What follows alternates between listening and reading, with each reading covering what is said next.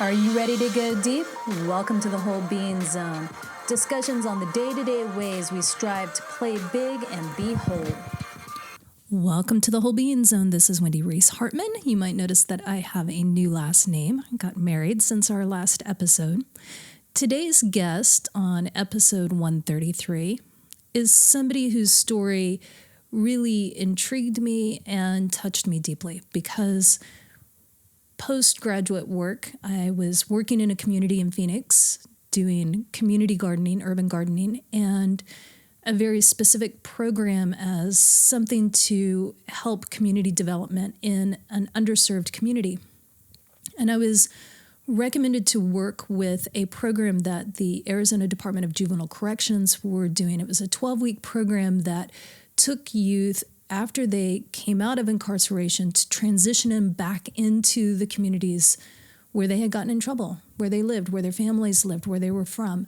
And working with these young men in the gardens taught me so much about the struggles that they go through, how little they have in terms of resources and opportunities to make better choices. I remember one young man, I said, "What do you want to be when you're an adult?"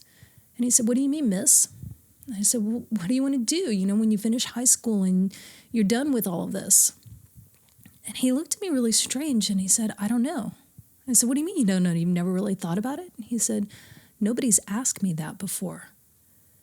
And we talked for a little while and I said, "Well, I'm asking you now." And he said, and his eyes lit up and he got this huge smile on his face and he said, "I want to be an astronaut." And he looked like a little boy, and he was probably 16, 17 years old at the time.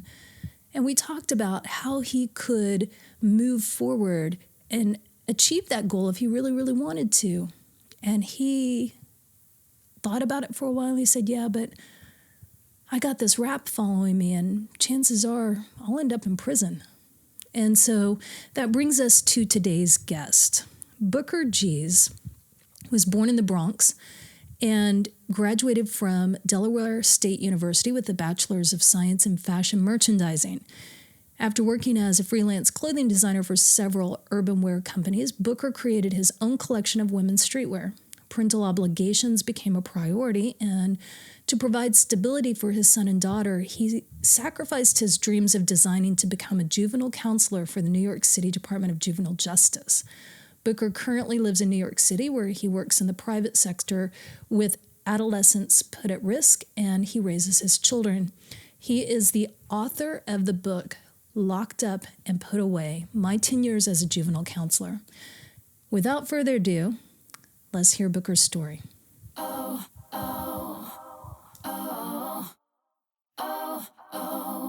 Welcome, Booker. I'm excited to have you on the show. Thank you. It's my pleasure. So I want to start because probably a lot of the listeners, maybe all of the listeners, are not familiar with your book and they're not familiar with your story. And so could you give us just an overview of your story, how you came to be a juvenile counselor, where you were a counselor, how long you were there, that sort of thing? Okay. Well, everything started back in 2005. Prior to becoming a juvenile counselor, I was actually a clothing designer, and I owned a store in Harlem along my ex-wife. And when things didn't seem to work out too well with us, I had to work towards getting custody of my children. So to provide myself more stability, I applied for a job as a juvenile counselor through a friend of mine. And I had experience working with youth at risk in Yonkers with summer youth employment, and I also work with PAL in Harlem. So I pretty much qualified for the job. And that's pretty much how the story started back in 2005. And I wasn't really aware of what was involved. I mean, through the training, I was told what I was going to be dealing with. But prior to that, I'm just assuming I would just be working with kids. I'd be a counselor, similar to like something in PAL or a summer camp. I mean, I knew that these were very bad, kids that have done bad things. And I just didn't know how things would be structured, but I was thrown back at everything that I saw. And where were you working? Because you were at the same facility the whole tenure of your Right. career, right? Yeah. Right. I was working in the Bronx at a facility called Horizon.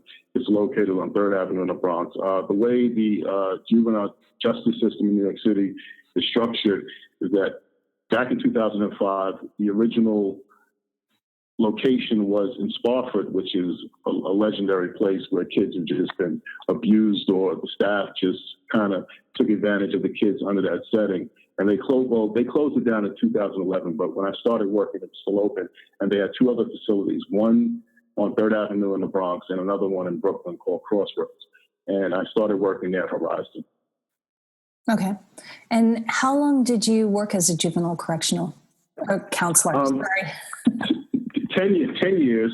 I worked there 10 years, and I worked there 10 years, and it was a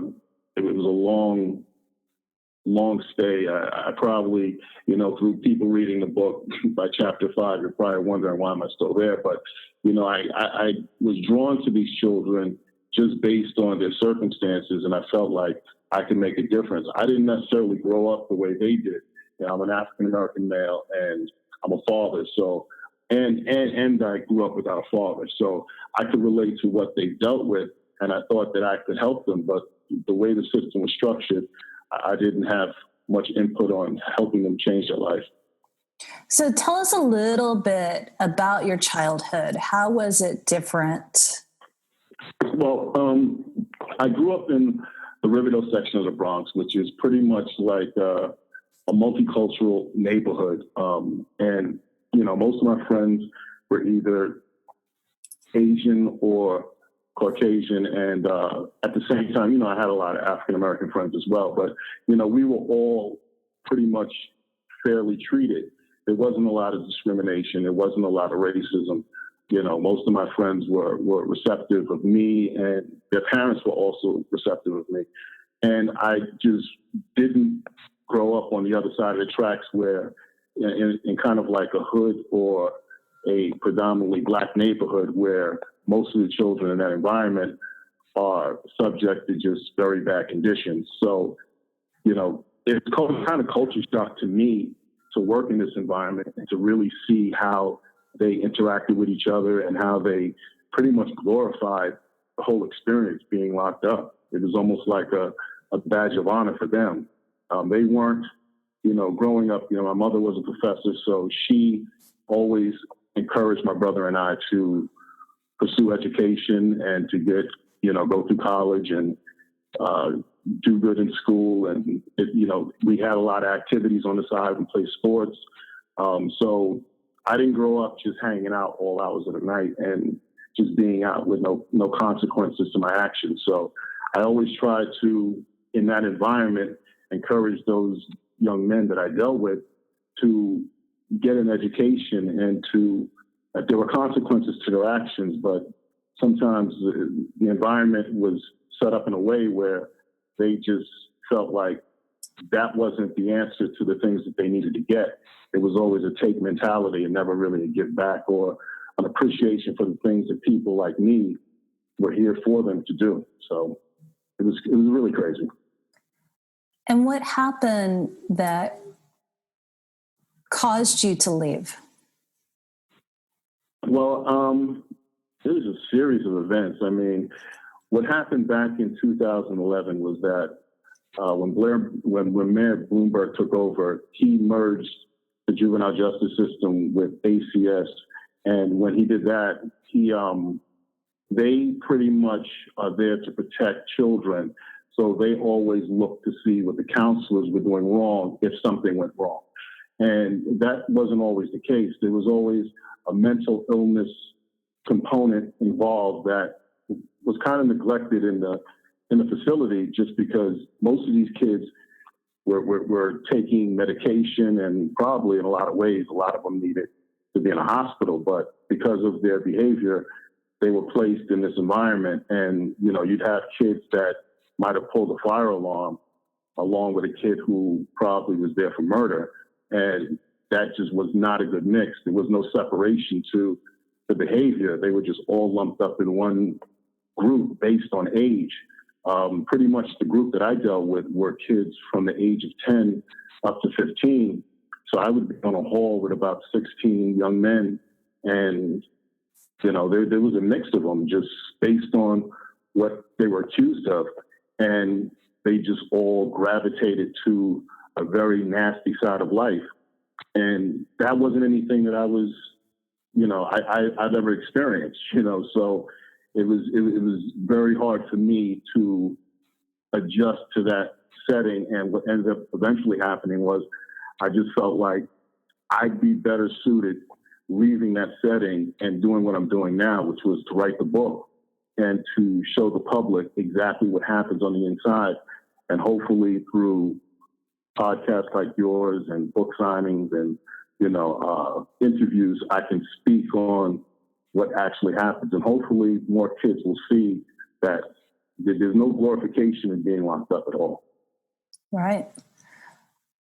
Your book, to me, felt like there were three core components that you really struggled with during that time and have some very strong thoughts about, rightfully so. So I kind of broke them down into the three areas, and I just want to go through those and go a little deeper into each one. So let's start with the system. You talked about, there's a line that you have in the book, and I think it's brilliant because it summarizes this so much.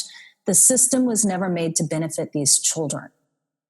And you mentioned a little bit about Mayor Bloomberg merging these two different organizations with the intention of protecting the children. But in doing so, it took away from the ability to do your job correctly. And you also talked a little bit about, and I'm just going to read the quote. What bothered me the most is that in programs in the facility don't help prepare them for life after detention. The agency provides them with video games, yoga, movie nights, and popcorn machines. And you talk about, but they don't teach them about finances, how to write a resume, proper etiquette, job interviewing. And those are the skills that make proper positive contributors in society. They enjoy the experience instead of hate it and learn something from it. So tell us a little bit about how you saw the system was set up that wasn't benefiting the kids. Well, I had a friend of mine that I told I was working in this environment. He just totally told me that that's the devil's house. It's just not a place where you're going to make a difference. I didn't really believe him. At the time I was looking for some stability, having a pension and having benefits, the pay was pretty good. And then while working there, the closer I got to some of these kids, I saw that the administration, that wasn't something that they really wanted me to do. They wanted me to have a stern hand and to kind of be like a correction officer. I mean, I understand, when you're working in a jail, and you're working with men, you can take that approach. But when you're working with children, a lot of these children have dealt with traumatic events in their life that have affected their behavior and affected how they see things, how they deal with things. And me being there, as much as I would try to show love to these kids, I was always put in a position where I was made to be hated and to show evil towards them. I mean, if I gravitated to a kid and I was very close to him, there'll be times I'd come back to work and that kid would be moved to another hall. And I'd say to my supervisor, hey, listen, where is he?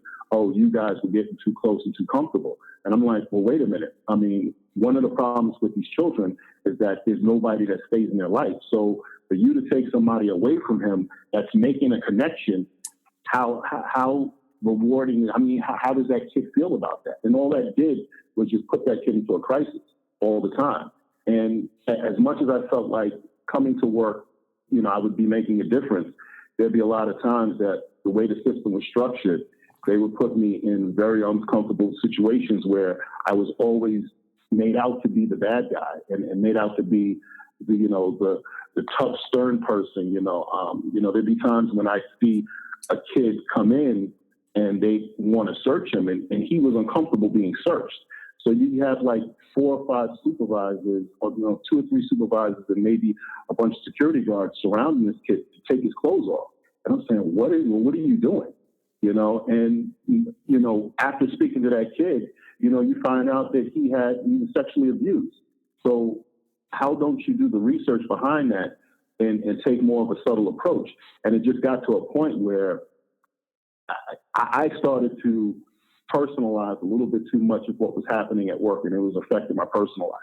And I would just come home and I would be pretty much almost a vegetable, just sitting in front of the TV, just waiting to go back to work so that I can be a provider for my family. I'm a father of 4 children. So, it's important that I don't make my job, something where it affects what's happening at home. And I just need to work and come home. And I think that these children were looked at as just numbers and objects, almost like packages. And the more I saw things, I realized that it was a money grab, meaning that these kids, the more kids that they had locked up, the more money the city made. And I would actually speak to them about this all the time during my rap sessions, telling them, listen, you're just prostituting your life and you're allowing a system to prostitute you. The more you get locked up and the more you get in trouble. And they just didn't seem to get it, and it just came to a head, and I had to just get out of there just to save myself. Yeah. Towards the end of the book, you talk about the hall that you were on for a long time, that you were using, Right. you bring in your own iPod, and you would Right. use the Xbox as a way to keep the calm, as a way to control Right. the system, which is contrary to what you talk about in the beginning of the book, pointing that out as those are privileges that the kids maybe shouldn't have, because it's not rehabilitating them in any way. So what do you think switched for you? In regards to really figuring out and leaving, or just... No, turning to where you were using those same things that when you first started working there, you saw it as counterproductive. Counterproductive, right. Yeah. I think I just ended up being a product of my environment.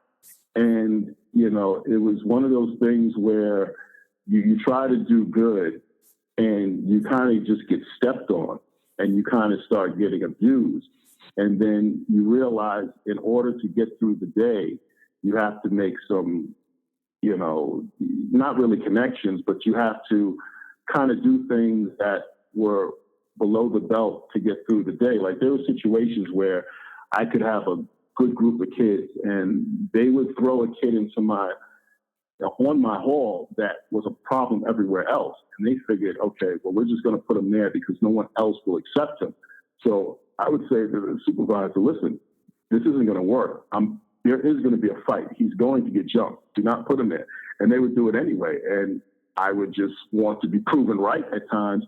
And if something would happen, I'm not saying I would encourage it, but I didn't discourage it. And I would just allow certain things to take place in order to have a smooth day. And then as you go through the book, you start to realize that I become just as much a monster as the people I'm working for. And that's just not who I am. And no matter how much I would try to speak up, it would almost create problems for me where it was like, okay, well, if you have a problem with your hall, we're going to move you to a worse hall. So if you don't like it, if you don't want more problems for yourself, just be quiet, punch in and punch out. And that was just the worst. That was just the worst feeling. And I didn't really help the situation much. And I'm actually doing more outreach now with some of the kids that I've worked with, just based on writing a book to just see how their lives are, to help them, make better decisions and to help them, rehabilitate their life and get through as regular people. So it's hard,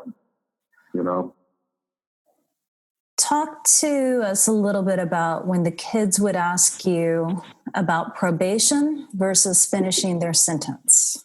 Oh, that was the worst feeling, because I didn't want to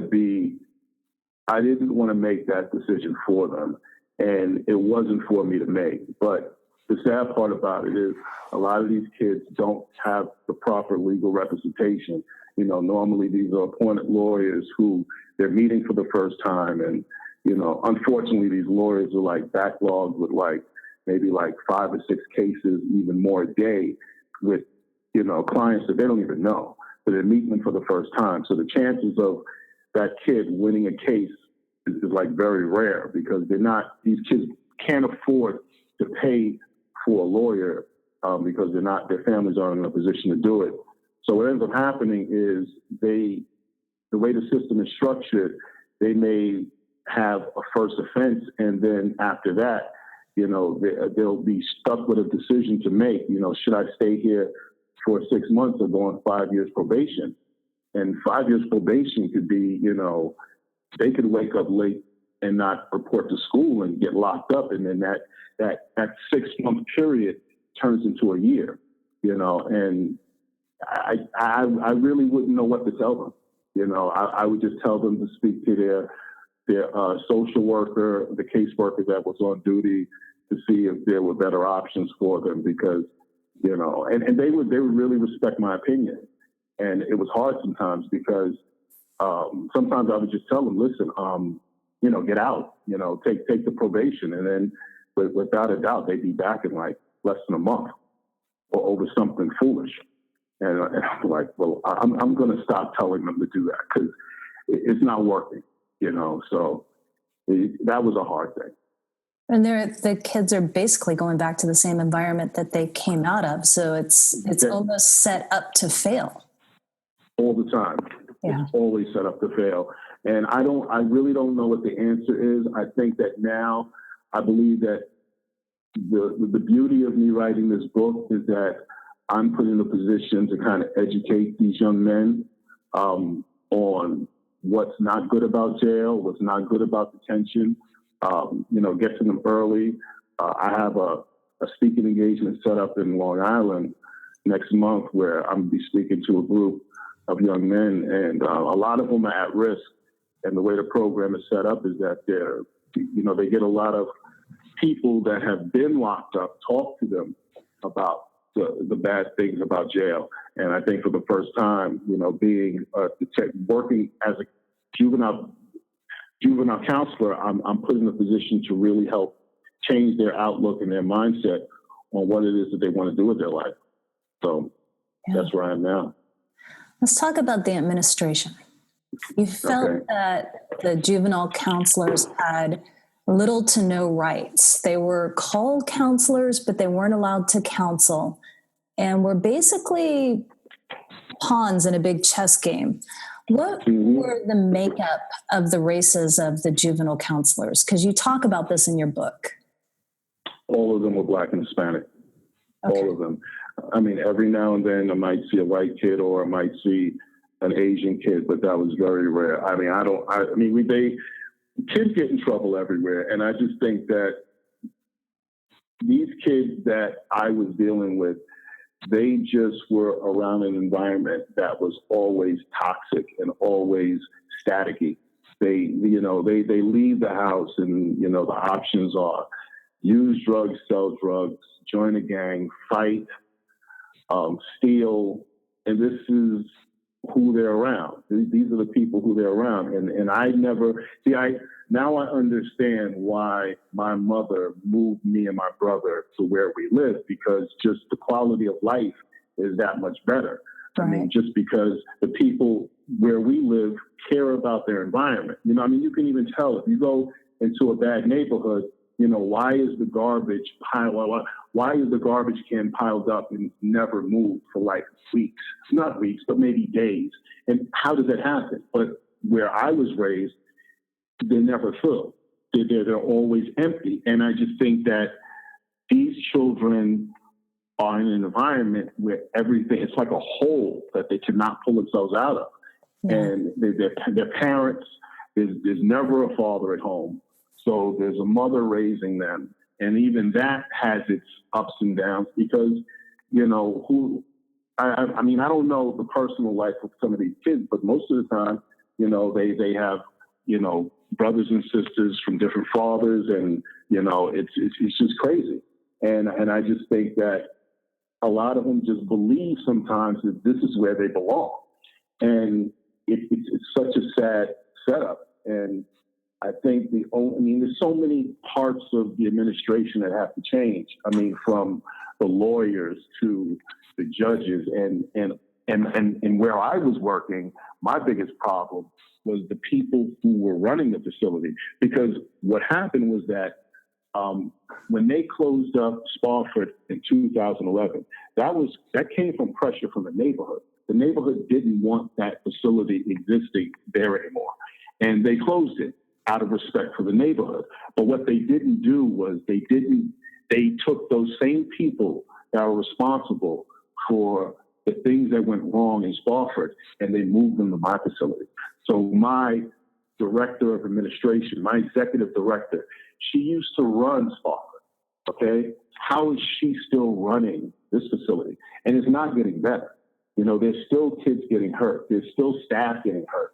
There's still staff getting suspended and fired for frivolous things, and it's not taken care of right. So in my opinion, the whole structure, everything needs to be restructured from the top down, and it can't always be the juvenile counselors that are responsible for the things that are wrong in the facility. If that's the case, then who's doing the hiring? Let's see, these are still the same people that used to work at Spofford. So it's like, I use an example in one chapter where, I don't know if you saw the movie Poltergeist, but, the family moved in a beautiful neighborhood, and later on they find out that the grounds where they lived was a graveyard, but the realtor never told them that. So then all this crazy stuff starts happening, but the reality is that they were living in terrible conditions. And I think the same thing happens with these facilities, because you have the same people that are responsible for doing bad things in those facilities still running the new ones. You talked a little bit about the profitability of the correctional system, and I want to go a little deeper on that, because being in Arizona, I saw firsthand that you are absolutely correct when you say that this is a profitable business. Right. So what, from the inside looking out, what did you see? I saw an administration that really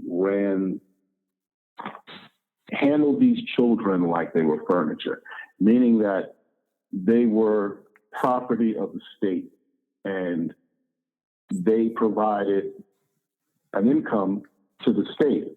So if you have a hall that has 16 rooms, it's important to fill up those beds, because each one of these kids, every day a kid is locked up in New York City, okay? It's like $408 every day that a kid stays in that facility. So if a kid stays there for over a year, that's almost $150,000 for one child that's there, okay? So that's, there are contracts involved, there's food that comes through, there's maintenance. These kids being locked up, this facility, these jails provide jobs.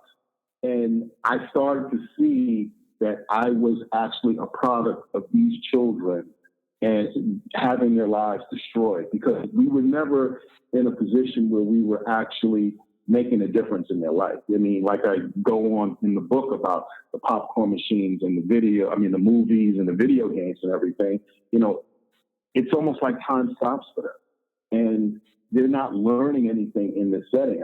When I was on the hall, I'd spend time showing them how to tie a tie, showing them how to fill out a checkbook, showing them how to, I would conduct mock interviews, to have them do interviews. And a lot of times I'd get a lot of kids that want to know part of it. I'm competing for the video game, so it's like, okay, we're going to stop our activity and spend an hour doing interviews, mock interviews. And you get like the kids that the rest of the kids were scared of saying, I'm not doing that, and it was always self-defeating. And there would be times I would try to go to the administration or to my director and say, well, I want to do this. And they'd be like, no, we have plans to do this. They're going to go outside, or, we have a movie night going on. And it was just so self-defeating. And the kids loved the environment. It was like a timeout in Disneyland for them. So it was always something fun to do, something exciting. I mean, but when they got out, they were just lost. And it was like time just stopped for them. Meanwhile, everybody else has gone up a grade, or, graduated high school or went to high school, and they're stuck back here. And it just didn't work at all. And it's just a system that exists all over the country, not just New York. I'm sure there are issues in Arizona with the young children, but it's a money grab. So let's put this in perspective. And I know you don't have any documentation, so this is just a wild guess. What do you think the average income of the parents of these kids were? Oh, wow. It's below. Wow. The majority of them are on welfare. All right. The majority of them are on welfare. They're not, most of the parents aren't working. So probably not even 35, 40,000 a year. Oh, no, not even, I wouldn't even say 25. But the state is willing to invest 150,000 a year to keep them locked up, not educated, not rehabilitated. That's a great point. That's exactly what's going on. That's exactly, and you'd even find situations where some of the parents were just so fed up with their children that they looked at them being locked up as a break, because these kids just would not get it. There was nothing that would deter them from doing, from any negative activity. They were always gravitating to it, whether it was to be in a gang, whether it was to steal, whether it was to fight. They just loved it. And I mean, the only thing that I can see as an answer in this is just to educate them on what's going on. I mean, if they really got a chance to read my book, Locked Up and Put Away, they'd see that, you're not a person. You're not treated human. You're treated less than human. It's modern day slavery, and you're actually volunteering yourself to be enslaved. Why would you want to do that? And a lot of them don't see it that way. They just enjoy not having the responsibility of anything. I mean, in a facility, we would do things like, okay, you need to keep your room clean. There were perks. They had levels where if you behave, you got more privileges. You might get more time on the phone. You might get to stay up late. You might get an extra snack. You might be able to participate in certain programs. But that was so hard for them to do, because then there were kids that just didn't care, that would really pull them in the opposite direction, like crabs in a barrel. And, I would do the best that I could to separate them. But then, they were just kids. There were some kids that were there that had over 50 incidents. And I'm just like, this is obviously not working for him. But there was nowhere to put him. He had to be there. And there were times when they would actually exchange residents. Like, they had the location in Brooklyn, and they would switch. They would get a kid that was bad from Brooklyn and send them to the Bronx, and then send the kid from the Bronx to Brooklyn. And that didn't do anything. They were just as bad, and the system didn't really teach them anything. And as much as I tried to give them a piece of who I was, as a person, the character that I have as a man, it was just so difficult for them to avoid the temptation of negative behavior. You're right. The reality is that everyone thought they were pussies. There was constant struggle to prove themselves. Mm-hmm. And that line really struck me. I recognized it from the communities that I've worked in, but it made me think about, well, what was it like when we were in high school trying to prove ourselves, or junior high trying to prove ourselves? What were the actions that we took? What do you think is at the root of that need to prove themselves as tough?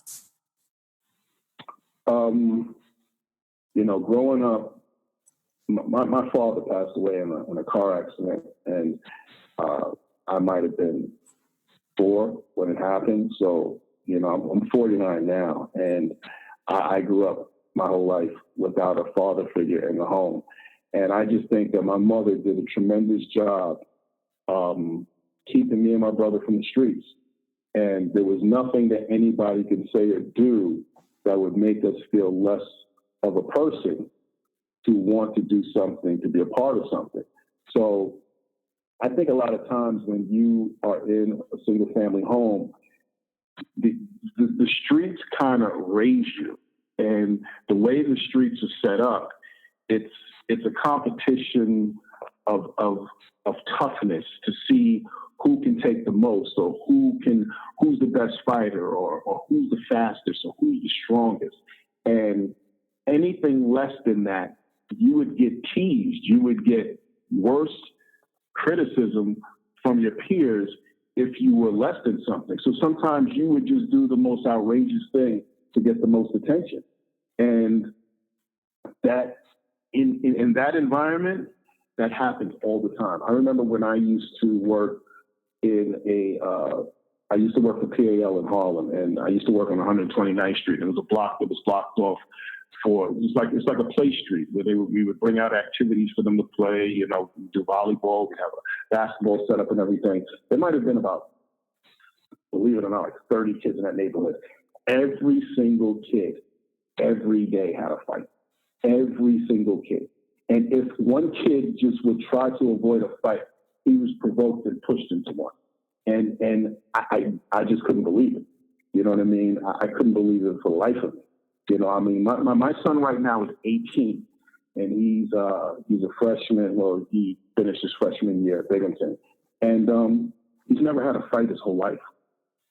And I just think that, it doesn't really have a lot to do with your race. It just has to do with your environment and how you're raised. And, these children are just put in a place where the streets raise them. Their parents don't raise them. Their parents provide for them, but they don't teach them, etiquette. They don't teach them manners. They don't teach them how to behave. They just leave it up to chance and just let the kids do as they please. I mean, I had some kids in the facility that I worked with. They were telling me when they were 9, they stayed outside until like 2 a.m. I'm like, what are you talking about? They're 9. Like, what are you doing? Where's your parents? Like, what is that? But that's just how it is there, crazy. I want to read something that's in your book that really resonated with me because I saw this firsthand. Mm-hmm. How is it that every resident was diagnosed with ADHD? Who are they comparing them to? White and Asian kids? Statistics have shown that 90% of juvenile detainees are living with trauma, and Black kids are 3 times as likely to suffer from abuse or neglect than white children. So when does it start to matter? Wow, I'm feeling myself for that one quote. I mean, realistically, thank you so much. Thank you so much. The more I think about it, I would say to myself, what is ADHD? I mean, what does that mean? I mean, because when you think about it, trauma. Okay, let's just put it there. Let's talk about trauma. Okay, growing up where I grew up, I didn't see things like walk in an alley and see a dead body. I didn't see my mom get punched by a man. I didn't see someone get shot or stabbed. I mean, growing up, I saw a friend of mine, his dog got run over by a car. That was the most, and that would play in my head all the time. Like, I would close my eyes and see this little dog get run over by a car, and I would just have that image in my head all the time. I didn't go for therapy to get over that, but that was just something that I dealt with in my life that was traumatic, that I saw. So you have these kids that at the age of 6, at the age of 7, they get kicked out of their home. They're in a shelter. They see their mom, who is the light of their life, get abused physically. They get abused physically. They get abused sexually. Okay. How do you think all that plays into how they interact with other people? How do you think that affects how they socialize with people, or what they decide to do when they make a decision? All this stuff are things that society has neglected to take into account that are at the core of the behavior patterns of a lot of these children. And ADHD isn't the answer. There's something deeper going on, So I made that point to just say that most kids of different races that aren't African American or aren't Hispanic, they're in an environment like I was raised, where you don't experience these things, and where I grew up, the neighborhood gravitated to kids that were fatherless. Like, most of my friends had fathers. So I was in an environment where my friends' fathers would include me, like I was their son, and never make me feel alienated from the group because I didn't have a father, But you have these kids in these bad neighborhoods who don't have fathers, and they all gravitate to each other, and then one of them is the head of a gang. And then they initiate them into their group and say, listen, we father each other. And then that's just negative behavior on top of negative behavior. And that's not the answer. It's just so much, man. It's crazy. Well, I would say poverty and trauma are colorblind. Yeah.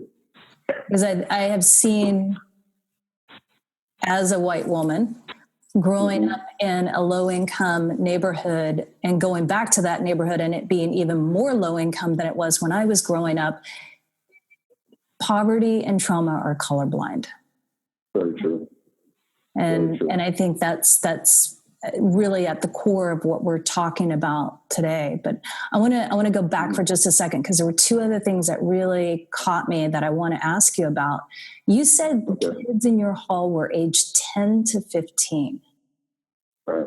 I can't even wrap my head around a 10, 11-year-old child being taken away and put into a criminal justice system. Right. How do they even survive that? It's so crazy, because a 10-year-old that's a badass, he is like the highlight of everybody's day. Like, oh, look at that bad little kid. Like, he's so cool. Some of this stuff, believe it or not, some of the female staff would be giving him hugs and extra snacks and everything. So cute. And he's so bad. And it's like something that he's eating up. He's loving the attention. You know what I mean? And, it's such a sad situation, because what ends up happening is the younger they are, they end up getting recruited by the older ones. So I'm on a hall with kids from 10 to 15, and you have halls with some kids that are 16, and there may be a few that might be 17. Of course, they change the age. They change it so that the kids that are locked up in Rikers, they're going to be sent to now the juvenile facilities, which is going to be a bigger problem, because the staff is not trained to deal with 18 and 19-year-old kids. So that's something else that's going to be going on. They'll deal with that 10 years when it actually happens. But you'll see that the 15-year-old is a part of a gang, and he has to recruit other kids into his gang, and he will go towards the younger kids that are there. So there'll be times where I'll see a young kid with a 15-year-old kid sitting in a corner talking, and they're just talking, and I'm thinking everything's cool and there's no problem.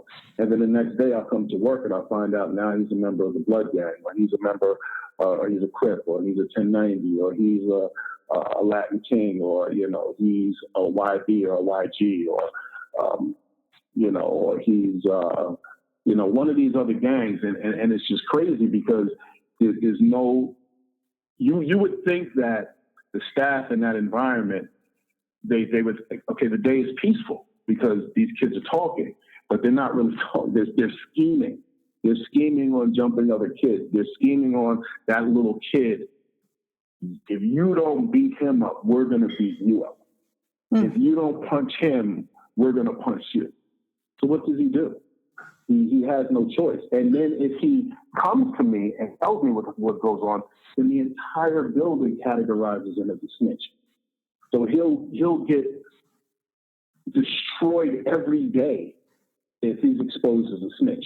So he kind of has to eat it, and he has to go with the flow and be a part of it. And I had more respect for the kids that would say, "I'm neutral. I don't want to be a part of a gang. I want nothing to do with that." That's a really tough, strong-minded child, because they've already said, bring what you want to bring. You're not going to change me. And believe it or not, a lot of the gang leaders would look at that kid and say, "Yo, I would love to have him a part of me, but I respect his position, because there's nothing that I can do or say that's going to change his mind." But that was rare. That was rare. It was so much easier to just be a part of a gang, and you would think that your life would be easy, but then you don't know what comes with that. And anytime the person that put you into that gang gets involved in something, you have to get involved. So it's a crazy system. And what I say in the book is that a lot of these kids just need to be broken down based on what it is that they're there for. If you're a runaway, they probably need to have a facility for runaways. If you committed a crime where you assaulted someone, then maybe you need to be with kids there. But they would just lump them all up in one piece. I mean, I would have a kid that got busted for dancing on a train with the kid who shot 2 people, and they're best friends. And then that kid who was dancing on the train, he is totally a nonviolent kid, but then he starts to change just to coexist. It's crazy. Let's talk about solutions. You have a sentence in your book that I think speaks to solutions without speaking to solutions in some ways. Okay. It says, to successfully engage with these teens, you have to meet them where they're at, but many of us couldn't go there. Right. Yeah, that was a deep quote, because I think what happens is, just like anything in life, we're so caught up on traditions, we're so caught up on the way things are, and we very rarely give any new ideas a chance to exist. And I think, we're always the old man that says, "Get off my lawn," and you're going to do it my way. But things change. I mean, we have cell phones, we have the internet, we have social media, there's so much going on. I mean, even, I love rap music, but it seems like, today's rap is so much different than yesterday's rap or rap back in the 90s, that the people that are stuck in the 90s can't find ways to see something beautiful about today's music. And I just think that we have to instead of expecting these children to come to us and do things our way, in my opinion, I believe we have to go to them, find out who they are, find out what they like, find out what they want to do, and pretty much show them how to do it in a way where they don't get hurt and where they don't hurt other people. And, you can like that, but you have to find a way to see how that's not going to work. Weigh your options, the consequences to the rewards, see that and show these kids that method is not the way to go. And I think that a lot of people that I work with, they were so stuck in their ways, they couldn't adjust to today's youth. And somehow, some way, I listen a lot. And I pay attention to what it is that they're saying and how they feel, because there's always some deep-rooted issues that go. The more you speak to these children, the more they'll talk to you about what's wrong with them and what's bothering them. And a lot of times we don't want to hear it, because, today's youth is always cursing. They're using slang that is derogatory, that is mean, and just listen to them, and the more you listen to them, the more you'll see that there are things that led them into this direction. And if you talk to them, then You'll be able to, if you listen to them, then they'll listen to you. That's how I feel. I wonder how, and I think that is such a critical component, that we are listening, that we are talking with and not to. At the same time, they have to go home. They have to go back into the same neighborhood. So what do we do to start adjusting or even creating any kind of a solution to the socioeconomic problems, to the trauma problems, education system, jobs? There's just so much there that how do you even begin to unravel that very tangled mess of a ball that's creating this environment? I know for me, I was never going to jail. So that had everything to do with the type of parent that I had. That also had a lot to do with knowing that I had a bright future, regardless of what it was that I did. I'm not going to be that. You don't necessarily have to be CEO of a company or, a huge entertainer or a basketball player, but there's so much more that you have options in this world that you can take advantage of. And I believe that once you eliminate the option of jail, then you find ways to change their mindset on doing certain things. Like, you know what? I'm not going to grab that purse because I don't want to go to jail. I'm not going to punch you because I don't want to get locked up. I'm not going to join that gang because just about everybody in that gang has been locked up. And once you find ways to change their mindset about jail and detention, it's a hard task. But I believe that if you educate these young people on what's wrong with the system and tell them, because they really don't know. I mean, if I sit around and I try to tell kids about what happened back in the slavery days, Black kids don't want to hear that. They don't want to hear that. They don't care about, what their ancestors have been through. They just don't. And it's sad, but, every other culture finds ways to have respect for their family's traditions. And it just seems like African-American kids just don't want to be a part of that. And I mean, a part of me understands that because it kind of makes you mad. When the TV show Roots came out, the new one, I tried to get all my kids to watch it because when I grew up, my mom had me and my brother watch Roots. And it made me see the history of this country and what really went on at that time. And I couldn't get my kids to watch it, I mean, my 7-year-old was the only one that watched it. He was the one that sat and watched it. The 18-year-old, he said he was going to watch it, never got to it. My 12-year-old daughter, she didn't want to watch it. They just weren't feeling it. And it's sad that you have to go through certain bad things to find out what's really going on in this country to see what your role is. And sometimes, sadly enough, they'll listen to their peers or they'll listen to what they see in social media before they actually, will pick up a history book or just sit down with an older person and find out how their life was and how difficult it was. But they don't want to hear it. But I think that if we educate them and talk to them, and that's pretty much what I feel my role is right now, is to get out in the community and to talk to young people about what I experienced as a juvenile counselor and how I saw things on the inside. Not coming from a criminal background. I've never been arrested. I've never gone to jail. And that's just because of how I was raised.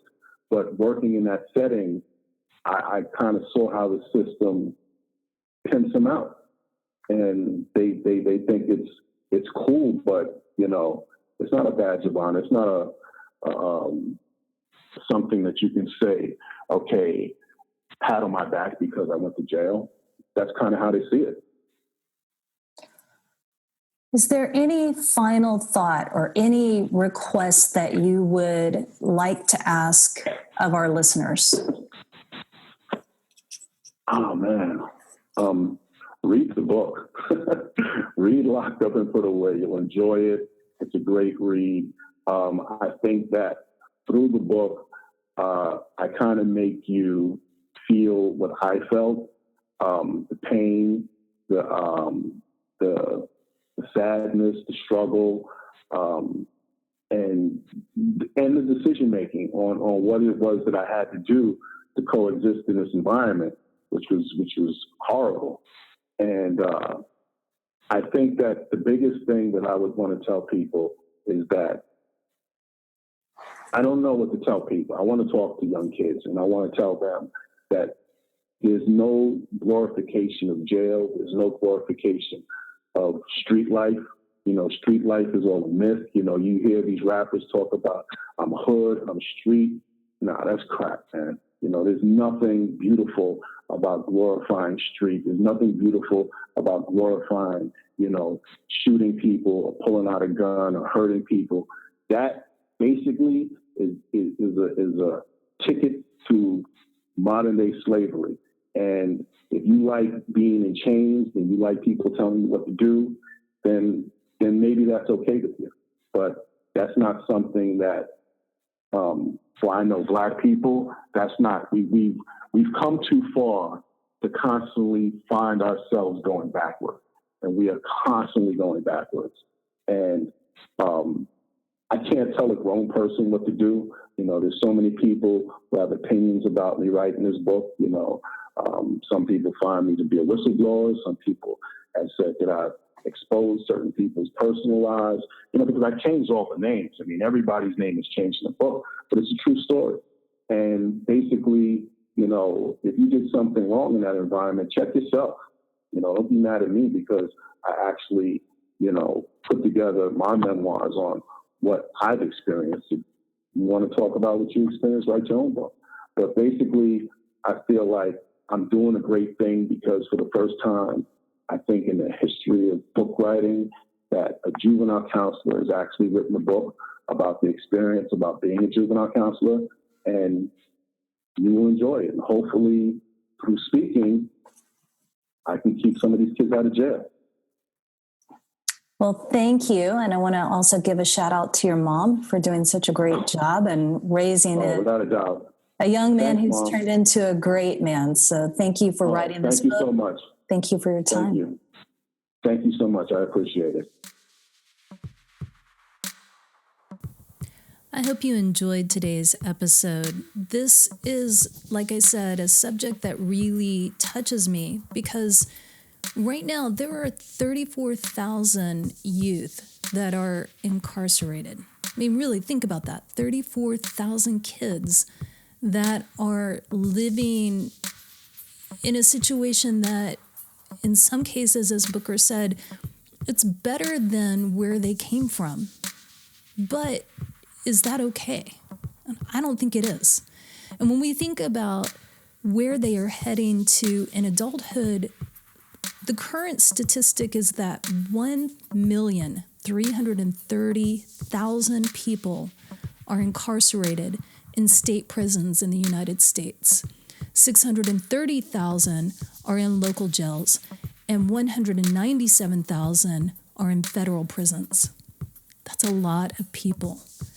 And I know, and I suspect you know, that together we can make a difference. We can offer inspiration and motivation and education and jobs that break this cycle. So do me a favor. Number one, go to the show notes, check out the links, check out Booker's book, read it, share it, tell people about it. Number two, share this episode with a friend because we've got to spread the word and we've all got to start doing our part because we're in this together, y'all. Infinite love and gratitude. Till next time, be whole.